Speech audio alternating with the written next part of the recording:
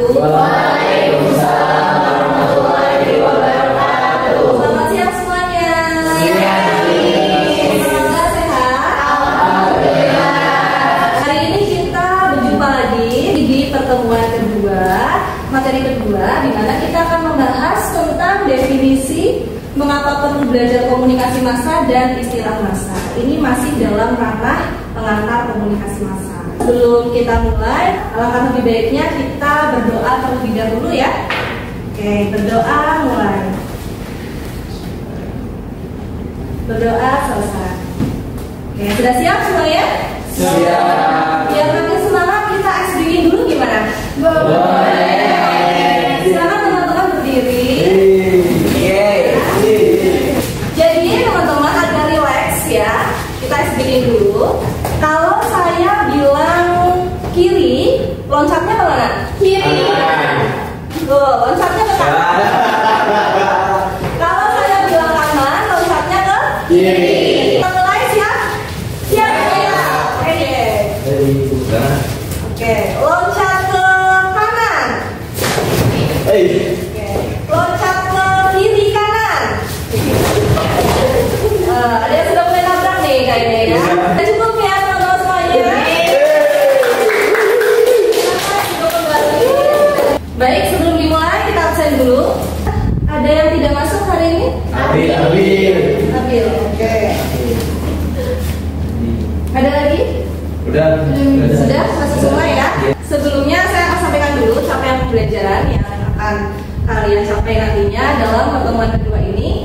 Jadi diharapkan kalian memahami terlebih dulu ya, memahami dari ketiga kajian komunikasi massa. Oke? Dan sehingga ketika kalian sudah lulus, kalian dapat menggunakan materi ini terutama dalam konteks penggunaan dan pemanfaatan media massa. Dan nanti akan ada tugas di akhir sesi. Jadi teman-teman saya harap fokus ya hari ini.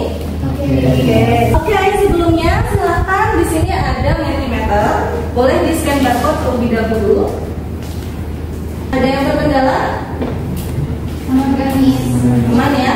Silakan teman-teman isi beberapa contoh produk media massa yang sekiranya minggu lalu sudah kita bahas. Ada TV, ada berita, ada koran, radio, majalah, program berita, dokumenter, dan ya ini adalah beberapa produk media massa yang kita sudah bahas di pertemuan minggu lalu. Ada yang masih ingat bentuk media massa yang sudah kita bahas minggu lalu? Saya Mas. Oke, silakan Aldi. Ada cetak, elektronik, sama online. Oke, betul ya. Boleh. Oke, luar biasa ya. Merefleksikan kembali pertemuan minggu lalu ada bentuk media massa cetak, online, dan elektronik. Dari bentuk media massa itu kemudian melahirkan beberapa produk. Nah, sebelum jauh kita beranjak ke dinamika komunikasi massa, kita harus tahu dasarnya dulu nih, ya. Apa itu definisi dari komunikasi massa dan ruang lingkupnya? Kemudian istilah massa di dalam komunikasi massa itu seperti apa? Dan mengapa sih kita perlu belajar komunikasi massa? Ya, ini berkenaan dengan dinamika komunikasi massa. Kita mulai pemahaman dari satu pertanyaan sederhana. Sekiranya kalau misalkan ditanya ya, mobil apa yang terkenal mewah dan mahal? Lamborghini. Sudah disebutkan banyak mobil ya mewah, walaupun kita membeli aja sulit ya. Kita minjem pun nggak ada yang bisa dipinjemin. Nah, sehingga kita tahu dari mana? Biasanya kita tahu dari media massa. Jadi dalam hal ini bisa dikatakan bahwa media massa punya peranan besar dalam mempersepsikan kita terhadap apa yang kita lihat terhadap dunia. Seperti yang disampaikan oleh salah satu ahli komunikasi massa di sini, yaitu Will Rogers. Ada yang bisa membantu membacakan? Boleh saya? Silakan Arya. Oke, mungkin yang dikatakan oleh Will Rogers, dia berkata bahwa yang saya tahu hanyalah apa yang saya baca di koran. Betul, yang saya tahu hanyalah apa yang saya baca di koran. Nah, di sini kemudian menurunkan sebuah realitas media. Ya, media memiliki realitasnya tersendiri. Ya, yang pertama adalah kebanyakan orang, termasuk kita mungkin ya, menetapkan baik dan buruk itu dari informasi yang kita terima dari media massa. Jadi media massa itu seolah menjadi pihak ketiga, partner kita untuk membentuk persepsi atas realitas yang kita lihat di kehidupan sehari-hari. Oke, sekarang penugasan teman-teman semuanya. Saya akan kasih waktu 30 menit cukup? Cukup. Silakan berkelompok. Boleh satu kelompok 3 mahasiswa ya, untuk mendiskusikan 3 definisi komunikasi massa menurut ahli. Ya, boleh menggunakan buku yang sudah kalian bawa, ya, buku referensi utama. Lalu kalian susun dalam format PPT. Baik, setelah itu perwakilan mempresentasikan di depan, ya.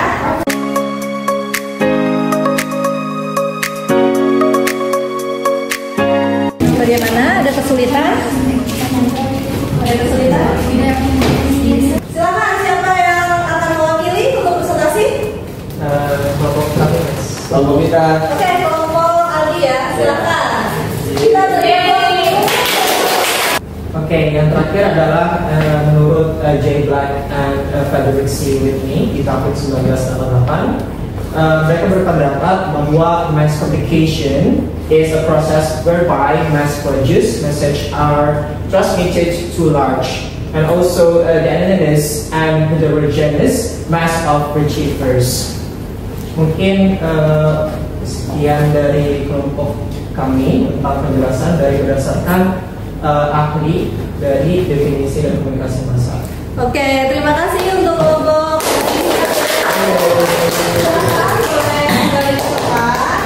Ya, ini adalah 3 ahli komunikasi massa ya, yang bisa teman-teman rujuk untuk menjelaskan terkait dengan definisinya. Lalu siapa itu sebetulnya massa? Dalam konteks komunikasi massa di sini adalah mereka yang melalui media massa. Oke, atau istilah yang familiar kita sebutnya dengan audiens, dengan khalayak. Di sini ada 2 gambar, teman-teman semuanya. Gambar pertama dan gambar kedua, sama-sama dai sedang berdakwah. Kira-kira mana gambar yang bisa kita kaji dengan komunikasi massa? Apakah nomor 1 Pak Bahri mungkin? Nomor 1 masih kurang tepat. Silakan yang lain. Saya Miss. Silakan Alifia, yang mana? Karena disiarkan di televisi. Nomor 2, yang karena disiarkan melalui televisi. Ya, betul. Jadi tadi ya, seperti yang sudah kita pahami bersama bahwa komunikasi massa, dikatakan komunikasi massa jika komunikasi tersebut dilakukan melalui media massa. Ya, di sini contohnya adalah melalui televisi. Baik, sudah berakhir pembelajaran kita hari ini, teman-teman semuanya. Untuk pertemuan kedua, ada tugas, ya, tugas pertama yang akan kalian kerjakan yaitu membuat resume, ya, membuat resume dari apa yang sudah kita pelajari hari ini, definisi, mengapa perlu belajar komunikasi massa, dan istilah massa dalam komunikasi massa. Dan juga untuk pengantar di pertemuan minggu depan, silakan teman-teman bisa menambahkan terkait dengan perbedaan komunikasi massa dengan jenis komunikasi yang lain, gitu ya. Deadline di pertemuan ketiga minggu depan dan dikumpulkan melalui portal akademi.